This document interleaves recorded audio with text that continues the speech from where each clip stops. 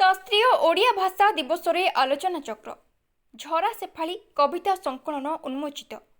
शास्त्रीय ओडिया भाषा दिवस उपलक्षे स्थानीय भक्त सालबेग सभागृह रे एक आलोचना चक्र अनुष्ठित हो जायछि। श्रीक्षेत्र पुस्तक मेला कमिटीर संपादक श्रीजुक्त चक्रधर महापात्रଙ୍କ सभापतित्व रे एही कार्यक्रम आयोजित होइथिला। एही आलोचना चक्र रे शिक्षाविद श्रीमती विजयलक्ष्मी दास मिश्र विशिष्ट अतिथि भावे जोगदे ओडिया भाषार ऐतिह्य और गौरव विषय रे आलोकपात करथिले। प्रारंभ रे प्रियपुत्र पत्रिकार संपादक विपिन बिहारी दलाई दिवसर तात्पर्य संपर्क रे सम्यक सूचना प्रदान करथिले।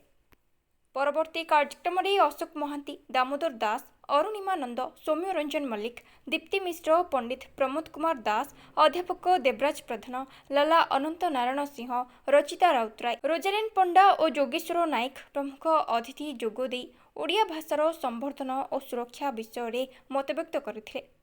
सुश्री कृष्णा महापात्र सभा परिचालना करथिबा बेले शिक्षयित्री दीप्ति मिश्र शेषरे धन्यवाद अर्पण करथिले। एही अवसर में जानकी वल्लभ दास रचित कविता संकलन झरा सेफाली मध्य उन्मोचित होइथिला। पुरीरू मनोज कुमार बयारसिंह रिपोर्ट, जिला खबर। मु चक्रधर महापात्र, मु श्रीक्षेत्र पुस्तक मेलार साधारण संपादक। आज ओडिया भाषार शास्त्रीय मान्यता पाइथिबा दिवसटी आज आम एवं गर्व एवं गौरवर दिवस। 2014 आज दिन में आम ओडिया भाषा शास्त्रीय मान्यता पाइला षष्ठ भाषा भाव में।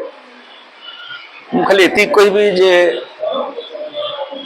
भाषा हूँ गोटे जातिर परिचय। भाषा बंचिले जातिटी बंचिबो।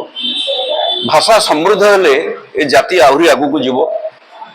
तेणु ओडिया भाषा को समृद्ध करबा पाई आम समस्तଙ୍କର प्रचेष्टा रहिबा उचित। विशेष भाव में आम समस्ते ओडिया भाषा रे कथा कहवा, ओडिया लिखा, ओडिया पढ़ा, ये तीनोटी जिनिस को अभ्यास करवा आम समस्तଙ୍କର दायित्व। एवं आमर आगामी पीढ़ी मैंने जो मैंने आसुचंती तांको ओडिया भाषा प्रति आकृष्ट करबा पई आमे समस्ते कार्यरत रहिबा आवश्यकता रही। ता सहित ओडिया भाषा विभिन्न दप्तर रे जिभଳି भाबरे लेखा हबो एवं ताहार प्रचार प्रसार किभଳି भाबरे हबो से दायित्व मध्य आमे समस्ते नबार आज दिन में आमे समस्ते चेष्टा करबा उचित। विशेष भाव में समस्त सरकारी दप्तर रे ओडिया भाषा रे कार्यक्रम जदि हबो निश्चित भाव में ए भाषा आहुरी आगु को जीवो। विशेष भाव में ओडिया भाषा जेहेतु 2000 वर्ष तलर भाषा जेतिकी समृद्धि हवा कथा सेतिकी समृद्धि हो पारि नाही।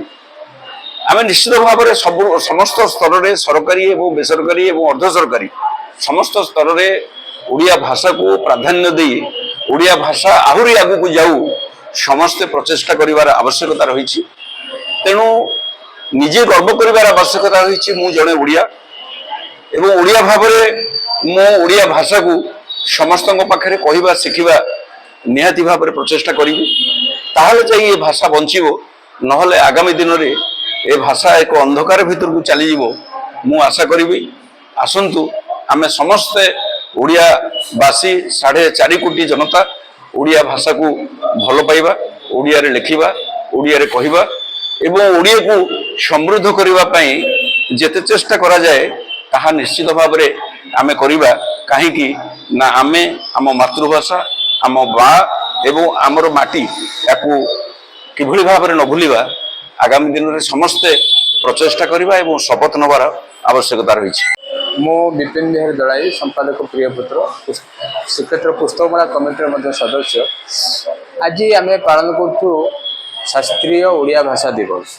शास्त्रीय ओडिया भाषा शास्त्रीय मान्यता पाइबा परे आम ये दिवस पालन करिबारे बहुत खुशी अनुभव करूँ। आम भाषा शास्त्रीय मान्यता पाई सब भाषा परी तेरे ओडिया भाषा प्रचलन क्षेत्र में आमर कौन कौन भूमिका रहिबो प्रचार प्रचार क्षेत्र में पिला माने किपरि आग्रह करेंगे ओडिया भाषा रे चिठी पत्र लिखे कि निमंत्रण पत्र आमर लेखा प्रचलन हम।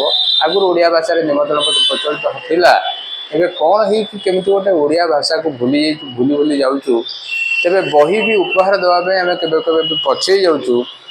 हीनमन्य भावुँ मनरे भावुँ बही उपहार देले काले से खराब हे कि ओडिया बही प्रचार प्रसार विभिन्न क्षेत्र में उपहार देवाई बही हूँ प्रकृष्ट माध्यम से पुस्तक मेला भाषार प्रचार प्रसार पर आज सभा आयोजन होती तेरे आम केते दूर सक्षम होगा आम उत्तर पीढ़ी ओडिया भाषा को किभली भाव में आपणेबे आ निजे खुशी अनुभव करेंगे मो मातृभाषा ओडिया मो माँ ओडिया माटी मु प्रणाम करी केमी जत्न नेबी माँ माटी मातृभाषार जत्न नेबी पूजा करी से दिगरे आम चेष्टा करूँ आज आम केतेक ओडिया दस्तखत करने शपथ ग्रहण करूँ अन्य मानक प्रवर्तइबू ओडिया अति कम दस्तखत करा जाऊ भाषा को भूली न जावाई ये गोटे प्रथम प्रयास हो भाषा को तो प्रकृत कहीं भूलती ना विभिन्न जीविका जीवन में ओडिया को छाड़ी अन्य भाषा कहूला लोक देखा जाती तेरे ओडिया निज सबू भाषा सबू शब्द